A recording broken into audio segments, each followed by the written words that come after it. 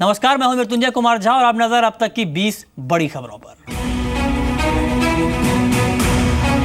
उर्जित पटेल ने reserve bank के governor का पद संभाल लिया है। उर्जित पटेल रिजर्व बैंक के 24वें गवर्नर हैं। उर्जित पटेल का कार्यकाल 3 साल का होगा। इससे पहले पटेल रिजर्व बैंक के डिप्टी गवर्नर थे। उर्जित पटेल को इसी साल जनवरी में आरबीआई के डिप्टी गवर्नर के रूप में 3 साल का एक्सटेंशन मिला था।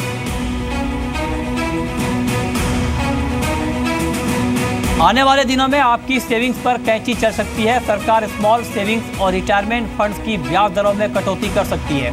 ऐसे में पीपीएफ और सीनियर सिटीजन सेविंग स्कीम समेत सभी तरह के स्मॉल सेविंग्स पर ब्याज दर घट सकती है। दरअसल मार्च में बॉन्ड्स पर रिटर्न में 0.60 से 0.70% तक की कटौती हुई है।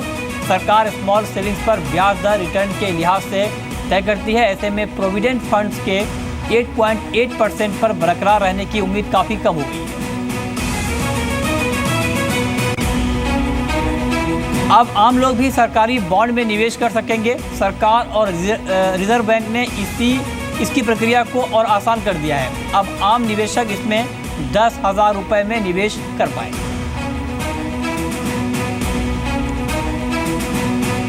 ब्लैक मनी पर गठित एसआईटी ने रिजर्व बैंक से कहा है कि वो ब्लैक मनी से जुड़े डेटा जांच एजेंसियों से साझा करें। इसके लिए एसआईटी ने आरबीआई से मैकेनिज्म डेवलप करने के लिए कहा है ताकि देश से बाहर जाने वाले गैर कानूनी पैसे को जांच एजेंसियां ट्रैक कर सकें। इसे लेकर एसआईटी प्रमुख जस्टिस एमबी शाह ने आरबीआई गवर्नर को चिट्ठी लिखी है।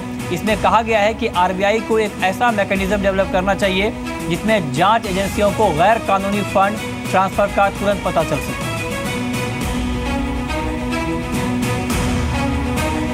प्रधानमंत्री नरेंद्र मोदी ने G20 समिट में काले धन के खिलाफ कड़ा संदेश दिया है। उन्होंने सभी देशों से अपील की है कि वह काले धन और भ्रष्टाचार के खिलाफ कड़ा रुख अपनाएं और अपने देश को आर्थिक अपराधियों की पनाहगार नहीं बनने दें। पीएम ने मेंबर देशों से कहा कि उन्हें अत्यधिक बैंकिंग सीक्रेसी खत्म करने की ओर कदम बढ़ाना चाहिए। पीएम ने यह भी कहा कि असरदार वित्तीय सिस्टम के लिए जरूरी है कि आर्थिक अपराधियों के खिलाफ सेफ हेवन को खत्म किया जाए।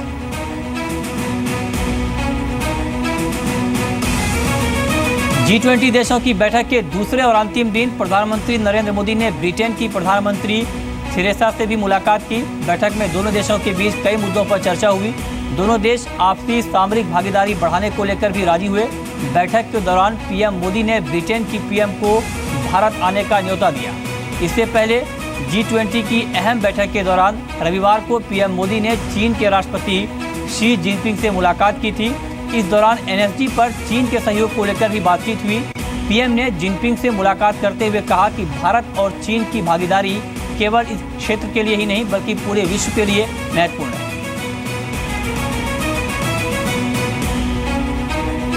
सहारा को कोर्ट से फिर झटका लगा है। गुड़गांव के सहारा ग्रे सोसाइटी मामले में सुप्रीम कोर्ट ने सहारा इंडिया कमर्शियल कारपोरेशन को 8 हफ्तों में 3.5 करोड़ रुपए जमा कराने के आदेश दिए हैं। सहारा को ये पैसे रजिस्ट्री में जमा कराने होंगे। सहारा ने सुप्रीम कोर्ट में एनसीडीसीआर के फैसले को चुनौती दी थी। एनसीडीसीआर ने सोसाइटी की 30 निवासियों को 3.3 करोड़ रुपए मुआवजा देने के लिए कहा था। हालांकि उन लोगों को 2008 में फ्लैट का पोजीशन मिल गया था, लेकिन शर्त थी कि अगर बायर्स को देर से फ्लैट मिलेगा तो सहारा 10 रुपये प्रति स्क्वायर फुट के हिसाब से मुआवजा देगा। जी बिजनेस के ऑपरेशन आई का बड़ा इम्पैक्ट हुआ है। केंद्र सरकार जल्द ही दिल्ली सरकार को चिट्ठी लिखने जा रही है। Director general health Jagdish Prasad ने कहा है कि चश्मे की दुकान पर आंखों की जांच कराना गलत है और ऐसी दुकानों के खिलाफ कार्रवाई की जाएगी और ऐसी दुकानों को बंद कर देना चाहिए। जी बिजनेस ने खुलासा किया था कि कैसे चश्मे बेचने के लिए चश्मों की दुकान पर ग्राहकों को जबरन चश्मा लगाया जा रहा है। जो दिखाया कि यहाँ पर चश्मा का पावर था और इसमें चश्मा का पावर नहीं था, ये तो बहुत बड़ी गलती हो जाएगी पेशेंट के साथ जो मरीज सफ़र कर रहे हैं। तो इसलिए हम लोग ज़रूर लिखेंगे दिल्ली सरकार को कि जहाँ भी चश्मे की दुकान है वो अगर प्रिस्क्राइब परफॉर्मा पर जिस पर डॉक्टर का साइन नहीं हो और रिसेप्शनिस्ट का, तो उसको चश्मा ना दें। आज से पूरे देश में रिलायंस जियो की सर्विस शुरू हो गई है। देश भर में 8 से रिलायंस का सिम मिलना शुरू हो गया है। जिसके बाद रिलायंस का सिम पाने के लिए स्टोर्स के बाहर लोगों की लंबी लाइनें लगी हैं। दिल्ली समेत देश के बाकी शहरों में भी रिलायंस जियो की सिम पाने के लिए मारामारी मची है। रिलायंस जियो ने प्रीपेड सर्विस में वॉइस कॉल और SMS सर्विस पूरी तरह से फ्री किया है। जियो के वेलकम ऑफर में सभी सर्विस 31 दिसंबर तक फ्री होंगी। 50 रुपये में 1 GB डेटा मिलेगा।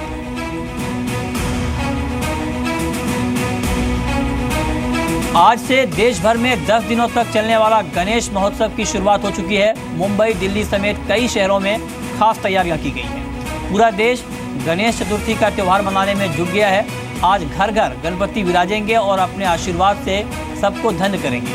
भगवान विनायक के जन्म दिवस पर मनाया जाने वाला ये महापर्व महाराष्ट्र सहित देश के सभी राज्यों में धूमधाम से मनाया जाता है।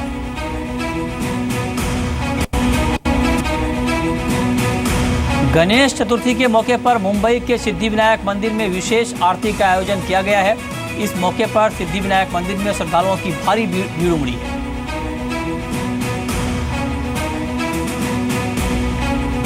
महाराष्ट्र के मुख्यमंत्री देवेंद्र फडणवीस के घर पर भी गणपति पूजा का आयोजन किया गया। हर साल की तरह इस साल भी मुख्यमंत्री देवेंद्र फडणवीस के घर गणपति विराजे हैं। वहीं ट्रांसपोर्ट मिनिस्टर नितिन गडकरी के घर भी गणपति विराजे हैं।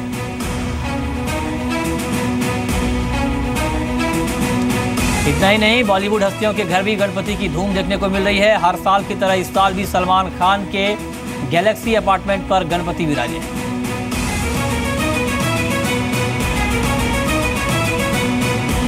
बॉलीवुड एक्ट्रेस शिल्पा शेट्टी गणेश उत्सव पर इको फ्रेंडली गणपति की स्थापना करेंगी। शिल्पा शेट्टी गणपति वर्कशॉप से गणपति की प्रतिमा लेकर गई हैं।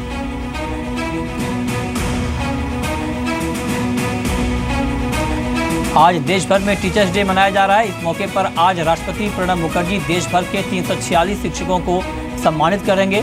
शिक्षकों को सम्मानित करने के लिए राष्ट्रपति भवन में सम्मान समारोह आयोजित होगा।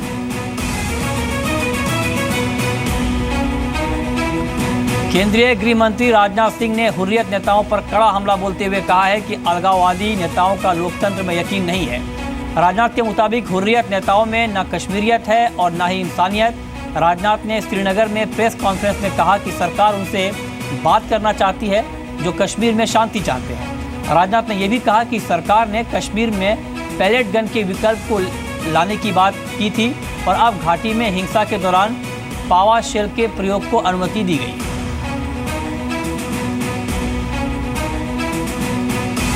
गृह मंत्री राजनाथ सिंह ने उम्मीद जताई है कि जल्द ही घाटी में हालात सामान्य हो जाएंगे। केंद्र सरकार राज्य सरकार को पूरी मदद दे रही है। साथ ही गृह मंत्री ने कहा कि कश्मीर में अब हिंसक प्रदर्शनकारियों पर पुलिस और सुरक्षा बल पैलेट गन की बजाय पावा शेल्स का इस्तेमाल करेंगे। पावा शेल्स के 1000 गोले कश्मीर पहुंच भी गए हैं। पैलेट गन का इस्तेमाल अब रेयरेस्ट ऑफ रेयर केस में होगा। 24-25 जुलाई को यहाँ पर आया था तो उस समय लोगों ने पैलेट गन को लेकर शिकायत की थी और उस नॉन लेथल वेपन का अल्टरनेटिव पावा शेल्स का सुझाव आया है। दिल्ली में केजरीवाल सरकार के पूर्व मंत्री संदीप कुमार के अश्लील सीडी कांड के बाद पंजाब में भी आप पर बड़ा आरोप लग रहा है। आरोप लगाने वाले दिल्ली से आम आदमी पार्टी के ही विधायक देवेंद्र सहरावत हैं। देवेंद्र ने कहा है कि उन्हें पंजाब में टिकट बंटवारे के नाम पर महिलाओं के यौन शोषण की खबर मिली है और केजरीवाल को चिट्ठी लिखकर उन्होंने जांच की मांग की। उधर कांग्रेस ने आज दिल्ली में महात्मा गांधी की समाधि राजघाट पर आम आदमी पार्टी के खिलाफ मौन धारणा प्रदर्शन किया है। पार्टी के नेता और कार्यकर्ता केजरीवाल के पूर्व मंत्री संदीप कुमार के अश्लील वीडियो और उस पर आशुतोष के ब्लॉग का विरोध कर रहे हैं। यूपी सरकार भीड़ के हिंसक प्रदर्शन और दंगों जैसी हालत में प्रदर्शनकारियों से निपटने के लिए अब नई तकनीक का इस्तेमाल करने की तैयारी में है और ये तकनीक है टेजर गन की तकनीक।